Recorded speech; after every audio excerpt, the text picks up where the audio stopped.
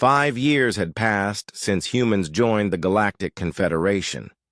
Lieutenant Colonel Dan Foster watched the war reports from his desk at Kepler Station, a human observation post on the edge of Confederation space.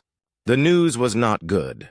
The Velox Consortium had attacked the peaceful Hendari colonies 3 months ago. The machine intelligence species that made up the consortium wanted the Hendari's rich mining worlds, and they were taking them by force. Thousands of innocent aliens were dying every day. Dan rubbed his tired eyes and looked at the battle footage again. The Confederation had sent their best fleets to stop the Velox, but the war was going nowhere. Both sides would line up their ships in perfect formations, shoot at each other for hours, then pull back to repair and try again the next day. "This makes no sense," Dan muttered to himself. Colonel Beth Martinez, who worked at the station next to his, looked up from her own reports. "What doesn't make sense?" Beth asked. Dan pointed at his screen. "Look at this battle from yesterday. The Confederation ships had the Velox fleet surrounded, but they just sat there shooting at the front. Ships! They could have attacked from behind and ended the fight in minutes." Beth walked over to look at Dan's screen. She was one of the smartest military minds Dan knew, and she had been studying alien warfare for the past 2 years. "I've been noticing the same thing. They fight like it's some kind of game with rules nobody told us about." "Rules?" Dan asked. "Watch this," Beth said, pulling up another battle report. "See how the Corvalian ships attack first, then pull back? Then the Jektar ships take their turn. They're taking turns. In the middle of a war, they're taking turns." Dan stared at the screen. Beth was right. The alien fleets weren't fighting to win. They were fighting like it was a sporting event with rules about fairness and honor. "Beth, what would happen if human forces were in this fight?" Dan asked. Beth was quiet for a moment. "We'd probably attack their supply lines first, cut off their fuel and food. Then we'd hit their command ships with small, fast attacks, make them confused and scared, force them to make mistakes. And then we'd hit them from 3 directions at once while they were trying to figure out what was happening." Beth paused. The war would be over in weeks, not months. Captain Morris Blake, a Special Forces veteran who ran security for the station, had been listening to their conversation. He walked over with a concerned look on his face. "You two need to be more careful about what you say," Morris warned. "The aliens don't like it when we talk about human military tactics." "What do you mean?" Dan asked. Morris looked around to make sure no aliens were nearby. "Last week, I suggested to General Korthvar that his troops could move faster if they didn't march in straight lines. He looked at me like I had just suggested eating babies." Beth frowned. "That's strange. Moving in straight lines makes you an easy target." "That's what I told him. But he said that changing formation during battle was dishonorable and cowardly."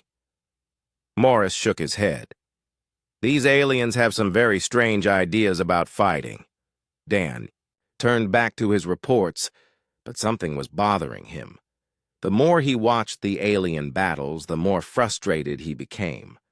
Simple tactics that any human soldier would know were being completely ignored. A week later, Dan was watching live footage of a battle near the Hendari homeworld. The Confederation fleet was losing badly. Velox ships were destroying alien vessels, one by one, and the Confederation commanders seemed unable to adapt. Dan couldn't take it anymore. He opened a communication channel to General Alex Carter, humanity's military liaison with the Confederation. "General Carter, this is Lieutenant Colonel Foster at Kepler Station. I'm watching the battle at Hendari Prime, and I have some suggestions." General Carter's face appeared on the screen. He looked tired and frustrated. "What is it, Foster?" "Sir, the Confederation fleet is being picked apart because they're not coordinating their attacks. If they would just—" "Stop right there, Colonel," Carter interrupted. "I know what you're thinking, and you're right, but we can't interfere. Our orders are clear. But, sir, thousands of innocent aliens are dying. We could help end this war in days." Carter's expression grew dark. "Foster, yesterday I suggested to Admiral Velmoon that his ships could jam Velox communications. Do you know what happened? The Confederation Council called an emergency meeting to discuss whether humans were becoming too aggressive."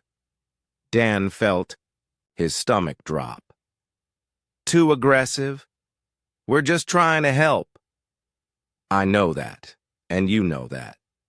But the aliens see our suggestions as something else entirely." Carter leaned closer to the screen. "Foster, I'm about to give you and everyone at that station a direct order. You are not to offer any military advice to Confederation forces. You are not to suggest tactics or strategies. You are observers only." "General, that doesn't make sense. Why would they ask us to observe if they don't want our input?" Carter was quiet for a long moment. "I've been asking myself the same question. Something isn't right about this whole situation, but I can't figure out what." The communication ended, leaving Dan staring at an empty screen. He looked at Beth and Morris, who had been listening to the conversation. "This is insane," Beth said. "They're losing a war, and they won't let us help." Morris sat down heavily in a chair. "It's worse than that. I've been studying alien military footage for months now, and I've noticed something disturbing." "What?" Dan asked. "They're not trying to destroy their enemies completely. They fight until one side gives up, then they negotiate. Wars last for years or decades, but nobody ever really wins or loses." Morris pulled up a file on his computer. "Look at this.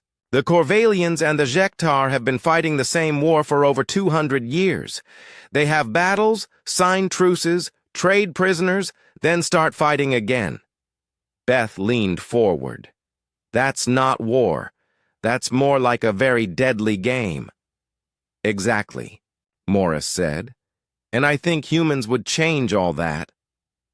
Dan thought about human military history. When humans fought wars, they fought to win. They used every advantage they could find. They adapted quickly when things went wrong. They studied their enemies and found their weaknesses. Morris, are you saying the aliens are afraid of how humans fight? I'm saying that maybe there's a reason we're banned from their wars that has nothing to do with being new members. Morris's expression was grim. Maybe they're not trying to protect the galaxy from us. Maybe they're trying to protect themselves. The next day, Dan received new orders. All human military observers were being withdrawn from Confederation war zones immediately. No explanation was given. As Dan packed his belongings, he couldn't shake the feeling that humanity had stumbled into something much bigger and more dangerous than a simple galactic war. The aliens weren't just fighting the Velox Consortium. They were fighting to maintain a way of life that human thinking could destroy completely. And somewhere in the back of his mind, Dan began to wonder what had happened to other species who thought like humans. Where were they now? And why had nobody ever mentioned them? Supreme Admiral Zethkar stared at his tactical display in growing confusion. His sensors showed impossible readings throughout the human star system. Energy signatures that hadn't been there an hour ago were appearing everywhere. Behind asteroids, around moons, in what had seemed like empty space, his instruments detected dozens of hidden objects. "Commander Veltar, explain these readings," he ordered. The Zolonian officer worked frantically at her station. "Admiral, I cannot explain them. These signatures do not match any known technology. They appear to be ships." but they are hidden by some kind of stealth system we have never encountered." "How many?" Zethkar demanded. "Sir, I count at least 200 contacts, possibly more. They are positioned throughout the entire outer system." General Hrax stepped forward, his massive armored form casting a shadow across the bridge. "Admiral, this changes nothing. 200 ships or 12 ships, they are still primitive humans with inferior technology." "Are they?" asked Lieutenant Creton quietly. "Admiral, if they can hide 200 ships from our sensors for 24 hours, how primitive can their technology really be?" Before Zethkar could answer, the human admiral's voice filled the bridge again. This time, her tone had changed. "From friendly to something much more dangerous. Admiral Zethkar, you seem surprised. Did you really think a species that survived ice ages, world wars, and its own nuclear weapons would be unprepared for this conversation? We've been waiting for you." "Fire!" Zethkar roared. "All ships, open fire on the human fleet immediately." 3,000 Imperial ships unleashed their weapons at once. Energy beams and plasma bolts streaked through space toward the 12 human vessels. It should have been the end of humanity's resistance. Instead, something impossible happened. The human ships absorbed the incoming fire. Massive energy discharges that should have vaporized them instantly simply disappeared into their hulls. Then, impossibly, that same energy began flowing back, out through streams of light that connected the human ships to points throughout the solar system. Captain Jake Morrison watched from the bridge of the Liberty as his ship's disguised outer hull fell away like a snake shedding its skin. The primitive, military vessel the Empire had been looking at revealed itself as something completely different. Sleek armor plating emerged, advanced weapon systems unfolded, and energy shields that defied known physics activated around the hull. "All ships, drop disguises," came Admiral Sullivan's voice. "Show them what Earth's children really brought to this fight." Across the human fleet, the same transformation occurred. Every ship revealed advanced technology that made Imperial vessels look crude by comparison. But that was only the beginning. Throughout the solar system, the hidden platforms activated. What the Empire had mistaken for empty space erupted with weapons platforms, defense stations, and ships that had been waiting in perfect silence. The asteroid belt came alive with automated gun batteries. The moons of Jupiter revealed massive railgun installations. Saturn's rings lit up with energy weapons that had been disguised as space debris. "Impossible," whispered General Hrax. "No species builds weapons like these." On the Imperial flagship's main screen, Admiral Sullivan's face appeared. She was no longer smiling in amusement. Now she looked like exactly what she was, a military commander who had prepared for this moment for years. "You seem confused," she said to Zethkar. "Let me explain what's happening. For 3 years we've been studying your technology. We know how your ships work, how your weapons function, and how your networks connect every vessel in your fleet." Zethkar tried to speak, but Sullivan continued. "Right now, our quantum disruptors are spreading through your fleet's computer systems. In about 10 more minutes, we'll have complete control of every ship you brought here. Your own weapons will target your own vessels. Your engines will shut down or overload on our command. Your shields will drop when we tell them to." "That's impossible," Zethkar said. "No one has ever penetrated Imperial network security." "No one has ever tried," Captain Amy Foster's voice added. "You've been conquering peaceful species for so long that you forgot what happens when someone actually fights back." The cascade had begun. Across the Imperial fleet, Ship after ship reported system failures. Weapons turned on their sister vessels. Navigation systems guided ships into collision courses with each other.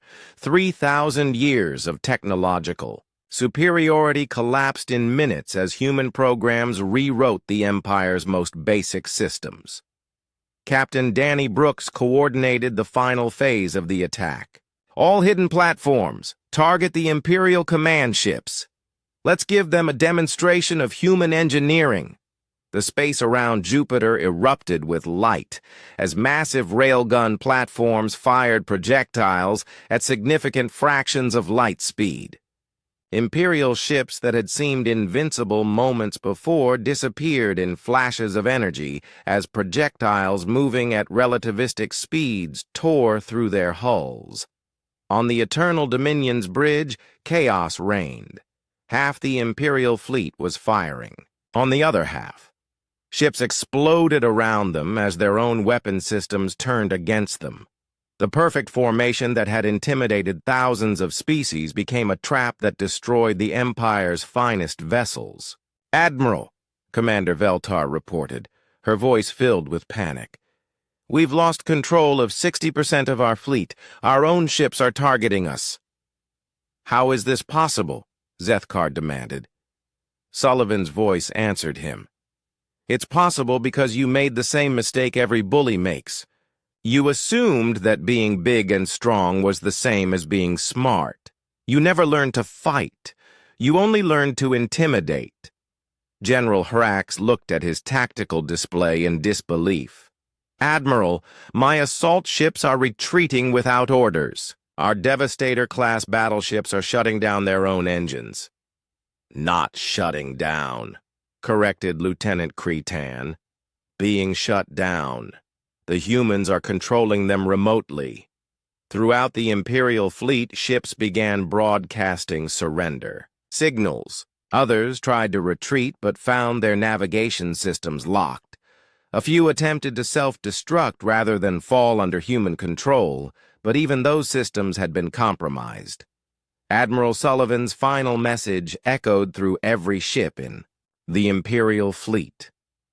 "To all enslaved peoples of the Empire, humanity offers alliance, not domination. To the Empire itself, we offer this choice: withdraw peacefully and release your subject worlds, or learn why Earth's children studied war for 10,000 years before you ever found us." Captain Jake Morrison watched the greatest fleet in Galactic history destroy itself with its own weapons. Around him, his bridge crew worked calmly at their stations, monitoring the cascade as it spread through the enemy network. "Captain," said Lieutenant Mary Collins, "we're receiving surrender transmissions from over 2,000 Imperial ships." "And the rest?" Jake asked. "Retreating at maximum speed, sir. Those that still can." On the main screen, Jake could see the Eternal Dominion limping away from Earth. Half of its weapons had exploded when the cascade reached their targeting systems. Its engines flickered on and off as human programs played with its power systems. Admiral Sullivan's voice came through the ship's communication system one final time. "All human ships maintain positions. Let them go. We've made our point." Jake looked around his bridge. His crew was smiling now, not with amusement, but with satisfaction. They had faced the greatest military force in the galaxy and won without losing a single ship. "Captain," said Lieutenant Collins, "Earth Command is reporting that human colonies throughout the galaxy have successfully broadcast our message to over 10,000 enslaved worlds. The Imperial Communication Network is carrying our transmission to every corner of their territory." Jake nodded. The battle was over, but the real work was just beginning. The Galactic Empire had ruled through fear and intimidation for 3,000 years. Today, humanity had shown the galaxy that empires could fall. As the last Imperial ships disappeared into faster-than-light travel, Jake realized why Admiral Sullivan had been smiling from the beginning. The Empire hadn't come to conquer Earth. They had come to apply for the job of teaching humanity about galactic warfare, and humanity had just graduated with honors. The stars looked different when you knew they were all controlled by someone else. Captain Jake Morrison stood on the bridge of the UES Liberty and watched the alien fleet appear on his screens. One by one, massive ships dropped out of faster-than-light, travel, and took positions around Earth's outer space.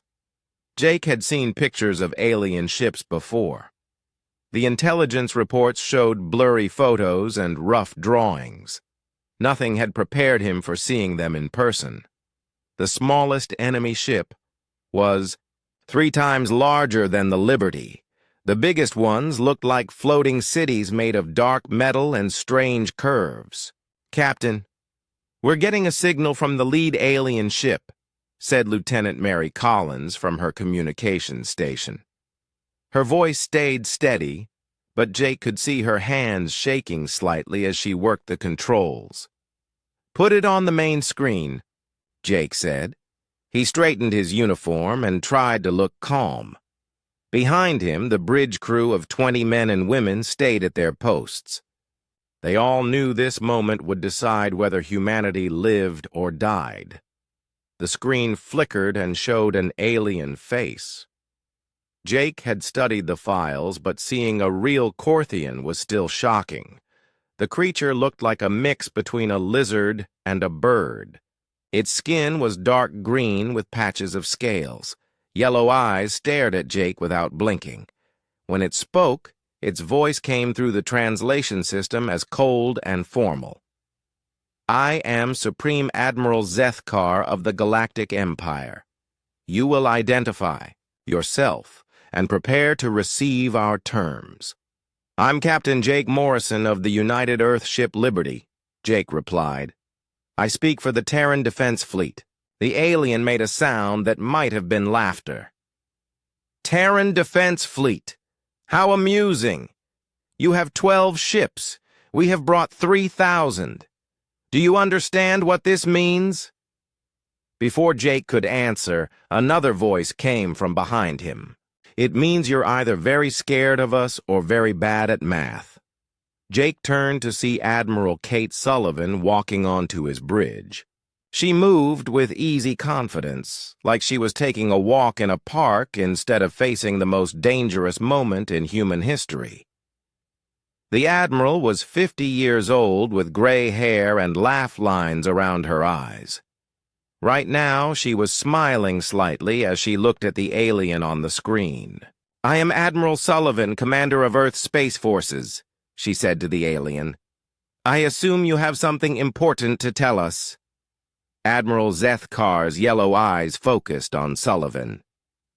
"You are the leader of this primitive species?" "One of them," Sullivan said cheerfully. "We humans don't really do the whole bow down to one supreme ruler thing. It never works out well for us." The alien's head tilted sideways. "Your attitude is unexpected. Perhaps you do not understand your situation. The Galactic Empire has ruled this galaxy for 3,000 years. We have conquered over 10,000 worlds. We have destroyed entire species that refused to submit. You have existed in space for less than 2 of your centuries." "That's right," Sullivan nodded. "We're pretty new at this. Still learning the rules." "Then learn this rule," Zethkar said. His voice became harder. "Every species in this galaxy serves the Empire. Some serve willingly and live comfortable lives on their home worlds. Others resist and serve as slaves on distant planets. A very few fight back and serve as nothing, because they are dead." Jake watched his admiral's face. Her smile got a little wider. "Those are interesting options," Sullivan said. "What exactly are you offering us?" Another alien appeared on the screen next to Zethkar. This one looked more like an insect, with multiple arms and big black eyes. I am Envoy Lisa Chang. No, that is your designation for me. I am the one who explains terms to new species. The Galactic Empire offers humanity 3 choices. We love choices, Sullivan said. Please continue. Choice 1. Immediate surrender. Your species acknowledges the Empire as supreme authority. Your ships join our fleet. Your worlds provide resources and soldiers. Your people live under imperial law, but keep most of their freedoms. That doesn't sound too bad, Sullivan said. What's choice 2? Choice 2. Resistance, followed by defeat. Your ships are destroyed. Your leaders are executed. Your people become slaves working in imperial mines and factories on distant worlds. Your home planet is resettled by more loyal species. Less appealing, Sullivan admitted. And choice 3? The insect alien's black eyes seemed to stare right through the screen. Choice 3. Continued resistance. Your entire species is eliminated. Your planets are sterilized. No trace of humanity remains in the galaxy. Jake felt his stomach drop. Around the bridge, he heard several crew members take sharp breaths. This was what they had all feared but hoped would never happen. I see, Sullivan said calmly. And how long do we have to decide? Admiral Zethkar spoke again. You have 24 of your hours. We will wait in orbit around your world. When time expires, you will tell us your choice. Choose wisely. No species has ever survived choosing resistance against the full might of the Empire. 24 hours, Sullivan repeated. That should be enough time. We'll get back to you. Shuptra screen went dark. For a moment, the bridge was completely silent, except for the soft humming of the ship's systems. Lieutenant Collins looked up from her station. Admiral, should I send a message to Earth Command? Already done, Sullivan said. They've been listening. To everything. She turned to face Jake and the bridge crew. Well, people, looks like we have some thinking to do. Jake stared at his admiral. 3,000 enemy ships surrounded Earth. Humanity had exactly 12 ships to defend their entire species. Any sane person would be terrified or already preparing. Surrender documents. Instead, Admiral Sullivan looked like someone who had just heard a mildly interesting weather report. Admiral, Jake said carefully, with respect, you seem very calm about this. Sullivan's smile got even wider. Do I? Well, maybe that's because I know something those aliens don't know. What's that, ma'am? They think they're here to accept our surrender, Sullivan said. But really, they're here for a job interview, and they have no idea what job they're applying for. Jake opened his mouth to ask what she meant, but Sullivan was already walking toward the elevator. Captain Morrison, please have all ship commanders meet me in conference room A in 1 hour. We have some things to discuss before we give our answer. To the Empire. As the elevator doors closed behind her, Jake looked around his bridge. His crew stared back at him with confused and worried faces. You heard the Admiral? Jake said finally. Back to work, everyone. And try not to worry. If Admiral Sullivan is smiling, that usually means she has a plan. Outside the ship, 3,000 alien vessels waited in perfect formation around Earth, confident that humanity would soon join the long list of species that had learned to bow. Before the Galactic Empire, they had no idea how wrong they were. Conference Room A aboard the UES Liberty had never held a meeting this important. Admiral Kate Sullivan sat at the head of the long table and watched as the other ship commanders took their seats. Captain Jake Morrison sat to her right, still, looking confused about her calm reaction to the alien ultimatum. Captain Danny Brooks arrived next. He commanded the UES Defiance, humanity's newest warship. Danny was young for a captain, only 35, but he had designed most of the weapons, systems on the human fleet. His ship looked like a standard military vessel from the outside, but Jake knew it held secrets that even he didn't fully understand. Captain Amy Foster entered quietly and took a seat near the far end of the table. Her ship, the UES Resilience, served as the fleet's science vessel. Amy was brilliant with computers and had spent years studying alien technology. She nodded to Sullivan but kept her expression serious. The last person to arrive was Dr. Richard Hayes. He wasn't a ship captain, but Sullivan had insisted he join the meeting. Dr. Hayes studied alien species and had written most of Earth's intelligence reports about the Galactic Empire. He carried a thick folder of papers and looked more excited than worried. "Thank you all for coming," Sullivan said once everyone was seated. "I know you're all wondering why I seemed so relaxed when those aliens delivered their ultimatum." "That's putting it mildly," Jake said. "Admiral, they have 3,000 ships. We have 12. The math isn't complicated." Sullivan smiled. "The math is more complicated than it looks." "Dr. Hayes, why don't you start by telling everyone what we've learned about our new friends out there?" Dr. Hayes opened his folder and pulled out several photographs. "These pictures came from Probe, missions we've been running for the past 6 months. The Empire doesn't know we've been watching them." He spread the photos across the table. They showed alien ships, space stations, and what looked like battle scenes. The Galactic Empire is exactly what they claim to be. They've conquered thousands of species over 3,000 years. Their military is massive, and their technology is advanced.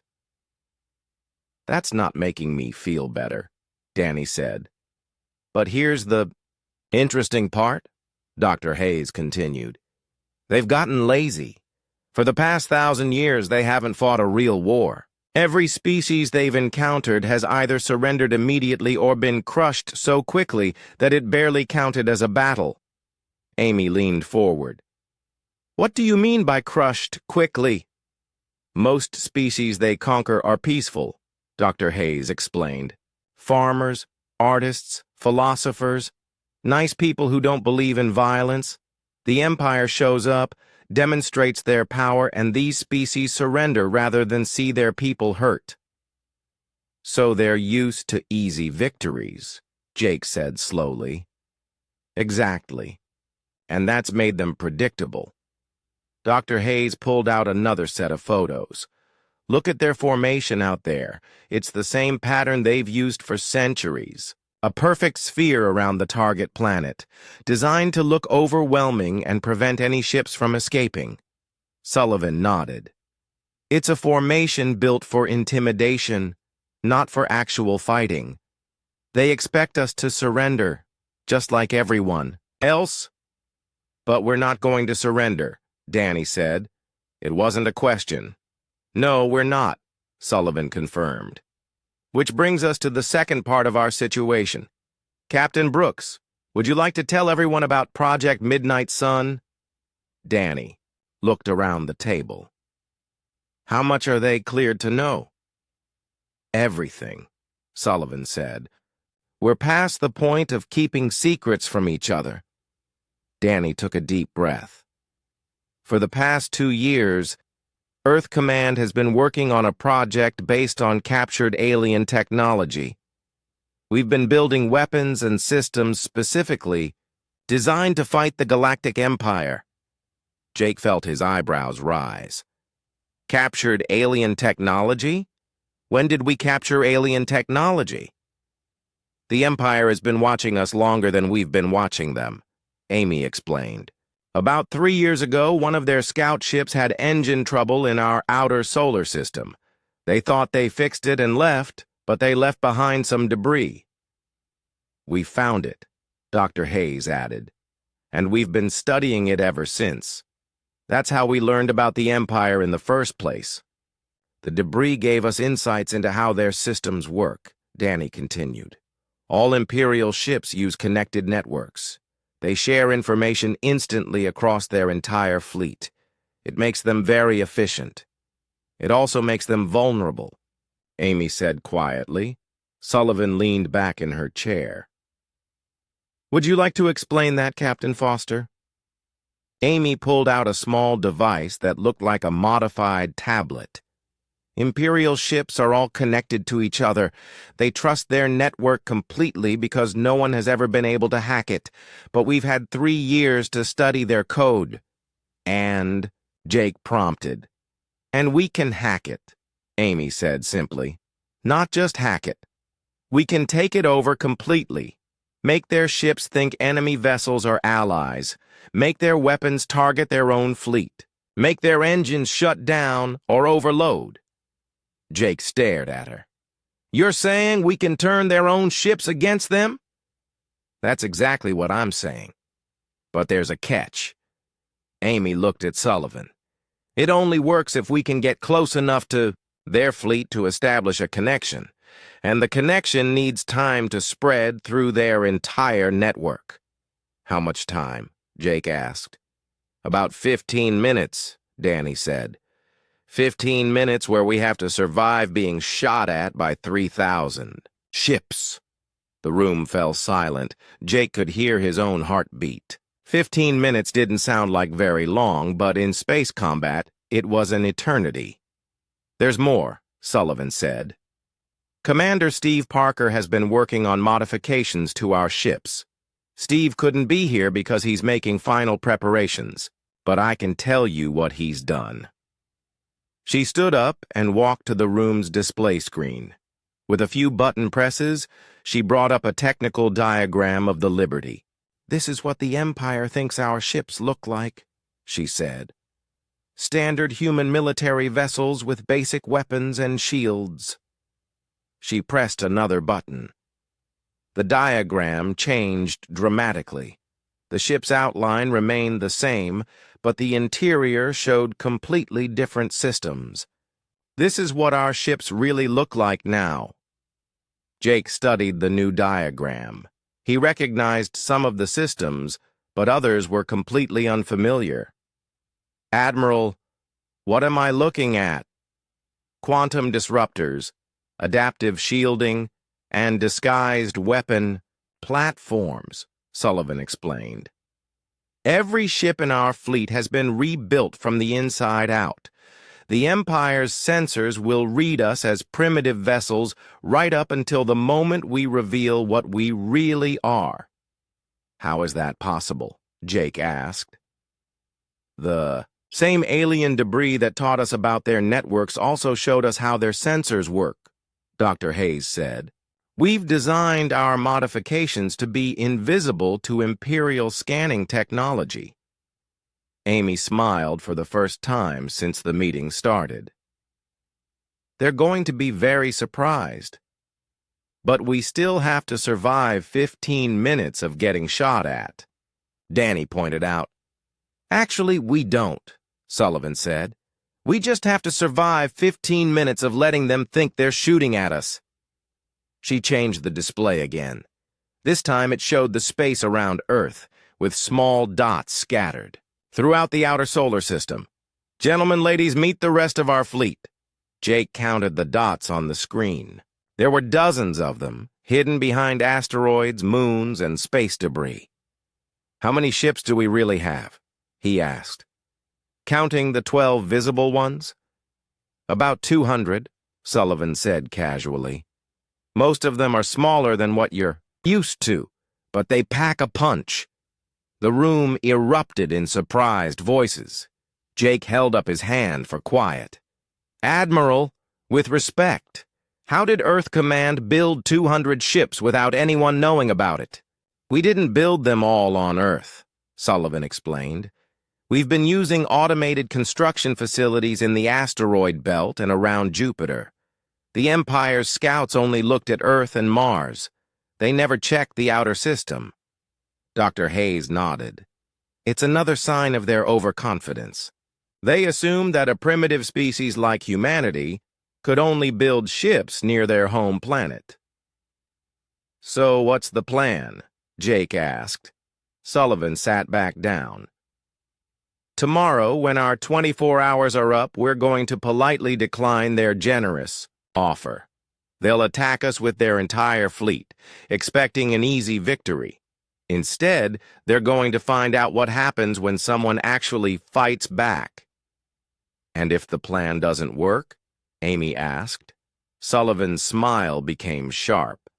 "Then humanity goes down fighting, and the next species the Empire tries to conquer will find some very interesting wreckage to study." 2 days later, the Defiance escorted the Harmony's Edge toward the edge of human space. The alien crew had spent those days learning things about humans that would give them nightmares for years to come. Dr. Vellana sat in the human ship's medical bay, watching Dr. Kane work on injured crew members from the pirate battle. The human doctor treated wounds that would have killed most species, and her patients joked while she worked on them. "Does it hurt?" Dr. Vellana asked a human engineer who had a piece of metal sticking out of his shoulder. "Everything hurts," the man laughed. "But pain means you're still alive. Dead people don't complain." Dr. Kane pulled the metal out without warning. The engineer didn't even flinch. "Jimmy's been hurt worse than this," she explained to the shocked alien. "Remember when that pirate ship exploded and you got hit by debris?" "Which time?" Jimmy asked, looking at his bandaged shoulder. "This year or last year?" The casual way humans discussed serious injuries made Dr. Vellana feel sick. These people lived with violence and death like other species lived with weather. On the bridge, Lieutenant Pax was watching Ryan work at the communications station. The human was monitoring dozens of channels at once, listening to traffic from across the galaxy. "How do you keep track of all this?" Lieutenant Pax asked. "Practice," Ryan answered, not looking up from his screens. "We monitor everything. Pirate movements, merchant routes, military communications. Information saves lives." "Whose lives?" "Everyone's. The more we know about threats, the fewer people get hurt." Ryan pointed to one of his displays. "See this? 3 pirate groups just changed. Course away from the shipping lanes. Word about our little battle is spreading." Lieutenant Pax studied the display. Ships throughout the sector were avoiding areas where human vessels might be patrolling. "They're that afraid of you?" "They're smart," Ryan corrected. "Fighting humans isn't profitable. We make sure it stays that way." In the engine room, Chief Engineer Korvash was learning about human engineering from Pete. The alien engineer couldn't understand how the human systems worked. "This makes no sense," Korvash said, looking at a power distribution panel. "You have 17 different ways to reroute energy. Why?" "Because 15 ways isn't enough," Pete answered, checking a damaged power cable. "Human ships are designed to keep fighting no matter what breaks." "But this is incredibly inefficient." "Efficient ships die when something goes wrong. Inefficient ships keep their crews alive." Pete showed him another system. "Look at this. Main power fails, we switch to backup power. Backup power fails, we switch to emergency power. Emergency power fails, we run on battery packs. Battery packs fail, we hook up personal power cells from the crew's equipment. And if all of that fails, then we get creative." Pete grinned. "I once kept a ship running for 6 hours using power from our coffee makers." On the bridge, Captain Morrison was explaining human military doctrine to Security Chief Drakfin. The alien warrior was trying to understand how humans plan their battles. "You don't try to win quickly," Drakfin observed. "Quick victories don't teach lessons," Captain Morrison explained. "We want our enemies to remember why fighting humans is a bad idea. But surely you have battles you cannot win. Every battle can be won if you're willing to pay the price." Captain Morrison said quietly. The question is whether the price is worth it. What price are you willing to pay? Captain Morrison looked around his bridge at his crew. Whatever it takes to protect. The people we serve, that's what makes us dangerous. We're not fighting for glory or conquest. We're fighting to go home. Amy joined their conversation from her navigation station. Captain, we're approaching the boundary of human space. Our escort mission is almost complete. Captain Morrison nodded. Good. Our guests have learned enough for one trip. Dr. Vellana, Lieutenant Pax, and Chief Korvash gathered on the bridge for their final conversation with the human crew. They had come aboard expecting to study primitive technology. Instead, they had learned why the galaxy feared humanity. Captain Morrison, Dr. Vellana said carefully, may I ask you something? Go ahead. How many ships like this one do humans have? Captain Morrison and his crew exchanged looks. Amy pulled up a display on her computer. This might interest you, she said, showing them a star map. These dots represent human patrol ships currently on active duty. The map was covered with hundreds of dots. Each one represented a ship like the Defiance, crewed by humans willing to fight impossible battles. This can't be accurate, Chiefy, Korvash whispered. Actually, this is just the patrol ships, Pete said cheerfully. It doesn't include our escort vessels, cargo haulers, or exploration ships. All of them are armed? Lieutenant Pax asked. All human ships are armed, Tony answered from his weapons station. Merchant vessels, research ships, passenger transports. We don't believe in defenseless targets. And all the crews are like you? Dr. Vellana's voice was barely a whisper. Every human crew trains for combat, Dr. Kane said, returning from the medical bay. It's required for any deep space assignment. Captain Morrison walked to the main viewing screen, looking out at the stars. Doctor, you asked how many ships like this one we have. The truth is, there are no ships like this one. I don't understand. Every human ship is different. Every crew develops their own methods, their own tricks, their own ways of turning disadvantages into advantages. Captain Morrison turned back to face the aliens. What you've seen here is just one example of how humans fight. There are thousands of other examples out there, and none of them are exactly the same. The alien team felt a chill run through them. They had assumed the Defiance was unique, a single dangerous ship in a peaceful galaxy. Instead, they had learned it was one of thousands. Why? Security Chief Drakvin asked. Why do you do this? Because someone has to, Captain Morrison answered, simply. The galaxy has pirates, slavers, and worse things out there. Someone has to stand between them and innocent people. But the cost of not doing it is higher, Dr. Kane said quietly. We've seen what happens when good people do nothing. Amy's navigation computer chimed softly. We're at the boundary, Captain. The Harmony's Edge can safely return to Galactic Council space from here. Captain Morrison nodded. Time for our guests to go home. The alien team gathered their equipment and prepared to leave. As they walked toward the airlock, Captain Morrison called after them, Dr. Vellana, you'll be writing a report about this encounter. Yes, sir. Make sure you include everything you've learned. The galaxy should know what they're dealing with if they threaten human interests. Dr. Vellana nodded nervously. What should I tell them? Captain Morrison smiled. It was the same frightening expression that had terrified the pirates. Tell them that what they've heard about human ships is true. Tell them that we're out here watching and waiting. And tell them that running away is still the smart choice. The alien team returned to their own ship.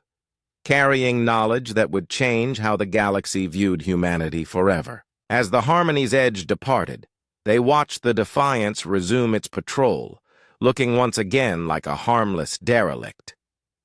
Captain Zektar read his crew's reports in stunned silence. Then he filed a message with Galactic Council Command that would be remembered for generations. Recommend immediate expansion of the Terran Exclusion Zone.